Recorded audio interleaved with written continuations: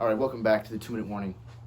My favorite day of the week, college football Saturday, and the Gators won again today, 34-10 over the Kentucky Wildcats, a game that's kind of looked forward to, at least as a Gators fan for me, because of course they had that 31-year streak where they beat them, or 33, whatever it was, and they lost a couple years ago. So now the rivalry, in my opinion, has been restarted. So it's a big game. Good thing that we won. Again, we were heavily favored. Kentucky coming in 3-5. We were coming in 6-1. Heavy favorites, but a win is a win, and I'm glad to see, like I said, 34-10 Gators win.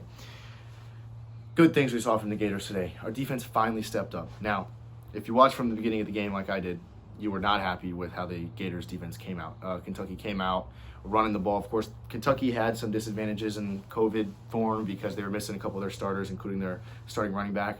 But so I'm like, okay, good. The Gators are going to give up 0 points. I was pretty optimistic and not realistic of me. But opening drive, we saw them put up like 35 rush yards and march right down the field with their backup running back. So I was getting worried there.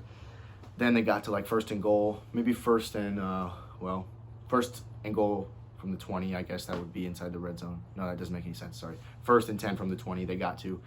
Then we got 2 sacks in a row to go to 3rd and 20, then 4th and 30. Gators defense stepped up big time, got 2 sacks from there, and from that moment on, Kentucky offense did not have much traction. Now, surprisingly, so that's the good things from the game. Also late in the game, Florida defense did force 2 interceptions from Terry Wilson Jr., Kentucky quarterback. So we did have 2 interceptions, so 2 turnovers for Florida defense, and they only gave up 10 points. So those are going to be my pros for today. They held Terry Wilson Jr., Kentucky quarterback, to only 62 pass yards and a touchdown.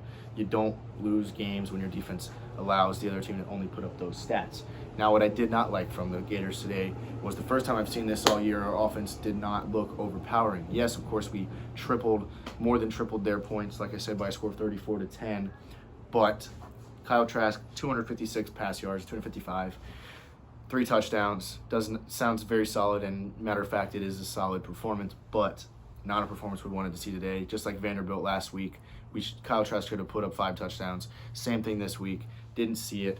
So that's going to be my main con for today's game. Was Florida Gators offense did not look overpowering. Didn't look up to par to beating a team like Alabama, which is the game I'm just anticipating. Each week for me is just a display of, are we ready for Alabama? That's the way I see it as a Gators fan. Playing teams like Kentucky, Vanderbilt, Tennessee, none of these teams are bad programs, but you know what I mean. Gators are heavy favorites every week until then. Another bad things from the offense. 2 turnovers, 1 from Justin Shorter, wide receiver. I don't know if I just said that. 2 fumbles, one from Justin Shorter, 1 from Naquan Wright. So 2 turnovers from the Gators offense, none of them from Trask. And also a huge pro from the offense. We finally got Kyle Pitts back. Got caught 3 touchdowns. Every touchdown that Kyle Trask threw today, Kyle Pitts was on the other end of it. The man is like a cheat code. We saw it today. A common thing we do, we get in the red zone, we throw a fade route to Pitts. It's either going to be an incompletion, pass interference call, and we're inside the 5 with 1st and goal, or it's going to be a touchdown. But it's hard to lose. You do that on 2nd down, you either get an incompletion, go to 3rd, or you get the pass interference call, or you get the touchdown. So throw the ball to Kyle Pitts, you win games. He's back. I hope he stays healthy. Again, not like it was his fault, his injury. It's not like he's frail. He just got targeted. So glad they took that head injury seriously.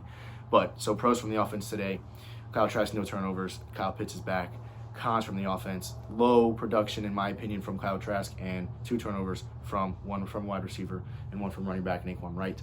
So the main pros, the main thing I was happy to see today was a defensive performance that only gave up 10 points, and one that kind of gave some slack in the very beginning to Kentucky, but then from that moment on shut them down.